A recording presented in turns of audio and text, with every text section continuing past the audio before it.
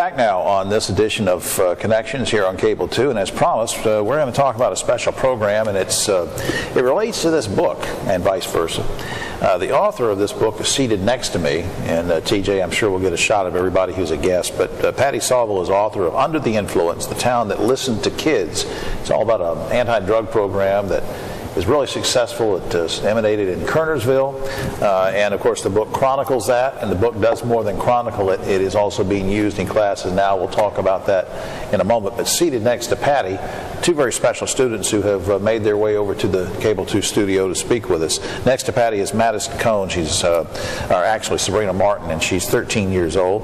And next to her is Madison Cohn, who's 15 years old. They are both athletes, very active. We'll find out about that. And they come to us from the 8th grade Kernersville Middle School. Now you're not in 8th. You're in which grade? I'm in 8th. You're 8th, and you're 8th. Okay, but you're 2 years apart, so you're pretty smart, aren't you? Yeah. See, I was like 20, and I was still in the 6th grade.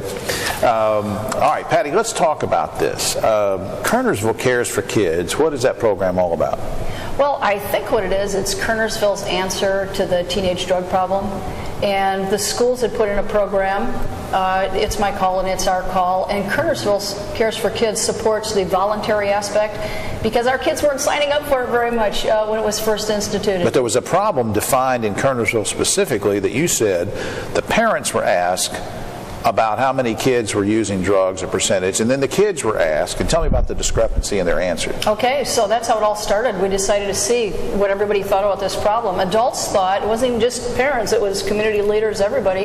Adults thought 10% of the kids had a problem because, let's face it, Kernersville's a great place to live. High sense of self-esteem in the community. Right. When the kids, 1,700 kids were polled, virtually everybody who showed up for high school that day, 92% of the kids said that they thought 70% of their peers were using drugs. We got adults thinking it's a little problem and kids thinking it's a huge problem.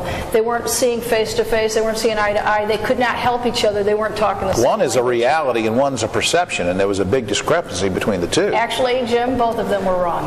Do you know how many kids in Kernersville were actually using drugs? No. 36%. So the schools actually have a scientific study they do, and through self-reporting, 36%. And guess what that is?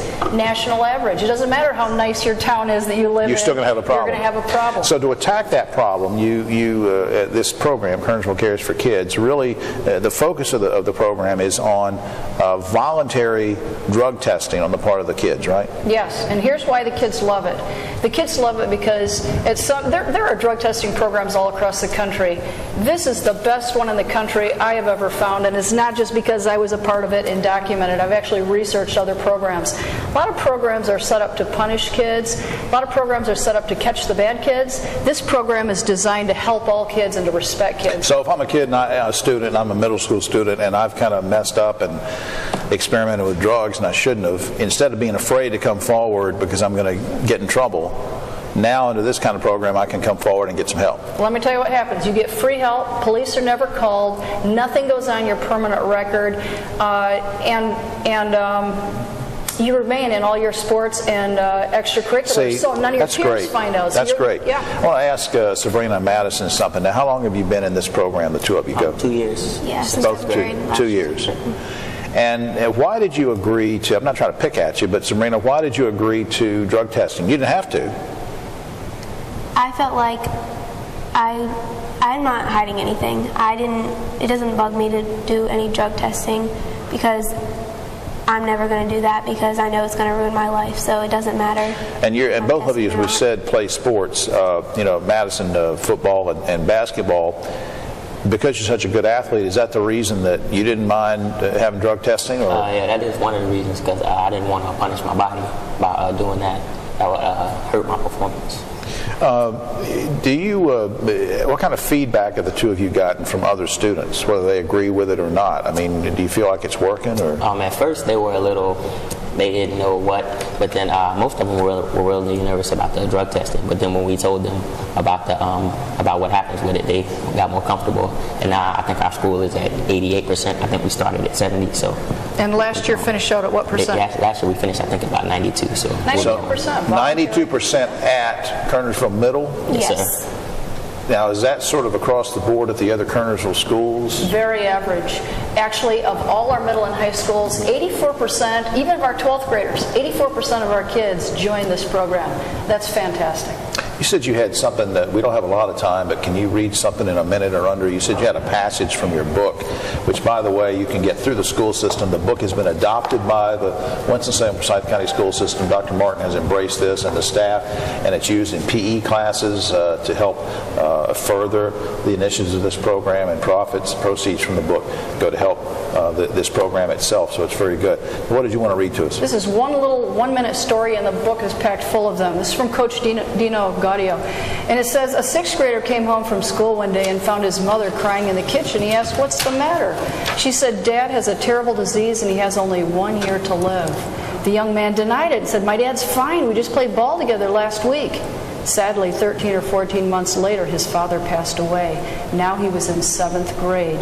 Every day he came home to a mom that was incredibly depressed. One day he came in the house and said, "Hey Mom, I'm home." No answer. He pushed open her bedroom door. His mom had taken her own life. He had a decision to make. This kid chose to stay on the right path. He graduated high school in the top 10 of his class, earned his college degree, and became a role model in his hometown.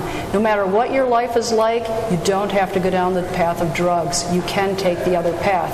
Everyone has a decision to make. Am I going to keep doing what's right, or am I going to give up? When adversity rears its head, can you deal with it? The answer to that question will determine your goals, your decisions, and your success. That's just fantastic. I guess this program itself, can it be replicated outside of the Winston-Salem Forsyth County schools? Absolutely. Now, every community has to be willing to do the work. You have to pull your people together and find your cornerstones. But I'm hoping there's a Clemens Cares for Kids, and a Raleigh Cares for Kids, and a Sanford Cares for Kids, because the whole game plan is in here, all the obstacles we overcame. And you know what our biggest secret weapon is? Bringing these kids aboard. These kids, this is student-driven. These kids go into their peers' classes and say, "I'm drug-free. I want you to sign up." So the two of you go and speak to other kids in classes? Yeah. Man. And so that's why you said, Madison, that they're beginning to get on board. They understand what you're trying to tell them. Yes, sir. Because at first, if I was a student and you were coming in there to talk to me, I'd be going like, "Yeah, right." You know, you sort of get that. But I mean, now what, Sabrina? What are your goals going forward? I know you play soccer, but other than that, have you been thinking about college? It's never too early to think about going forward, or either going to community college or getting a trade or a skill. What are you thinking about? I want to eventually go into medical field. So. What kind? You want to be a doctor or nurse? I want to be a sports therapist. A sports therapist, so that you could look after Madison when he, bust up his knee or something, which we hope will never happen. I'm just saying, if it did, you could call her.